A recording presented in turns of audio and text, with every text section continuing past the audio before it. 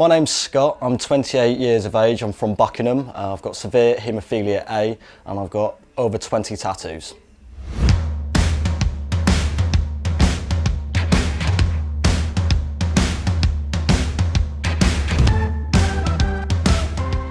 My relationship with tattoos started just over 10 years ago.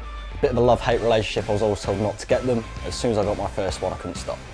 I didn't treat any differently than I would do on a normal day, which led to obviously some swelling after the tattoo being done and some bleeding. The recovery process for that tattoo was a little bit painful. Happy with the result? Yes and no. Happy because I got a tattoo. Not happy with the tattoo because I didn't plan what I was getting. When I decided to get my second tattoo, I did put a lot more thought into it. I decided to start off small, ensure that I had my treatment between half an hour beforehand to account for the bleeding, and also made sure that I researched the artist and the tattoo shop I was going to make sure the work I was getting done was done properly. So I showed them what I'd had. They wanted to see how it healed and the process I went through after having the tattoo, how much it bled and if there was any adverse effects from it.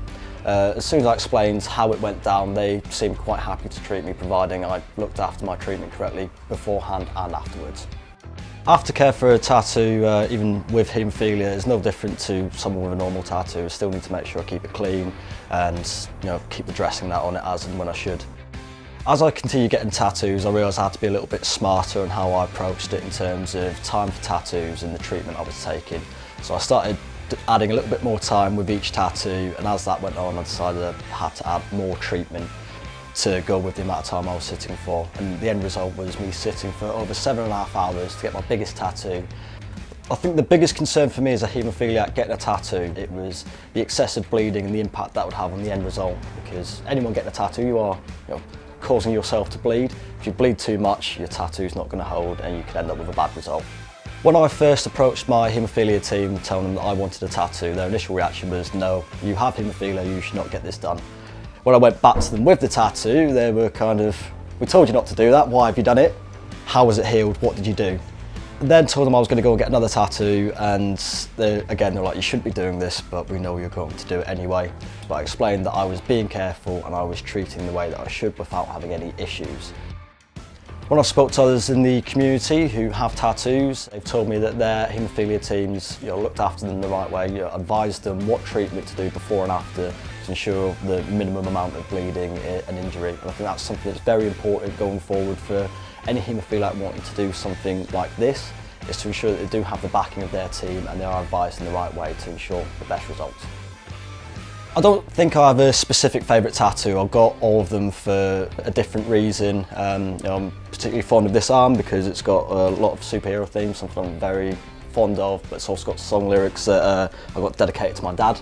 This one probably has to be my favourite, purely because I sat for 7.5 hours as a haemophiliac. I never thought I'd be able to sit for that long and get tattooed without any issues, so I'm proud of that, and the artwork is pretty awesome. And then the last one is this lad's holiday, and it still makes me laugh.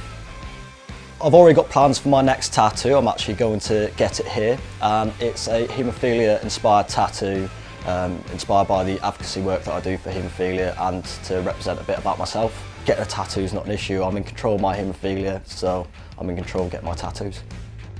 My main advice or top tips for anyone with haemophilia wanting to get a tattoo would be, make sure you do your research into what you want.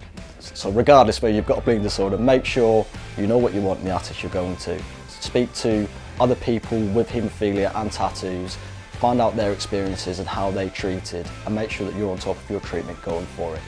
Getting tattoos is a massive form of self-expression, and it's something that's very important to me growing up. It's very important to me now.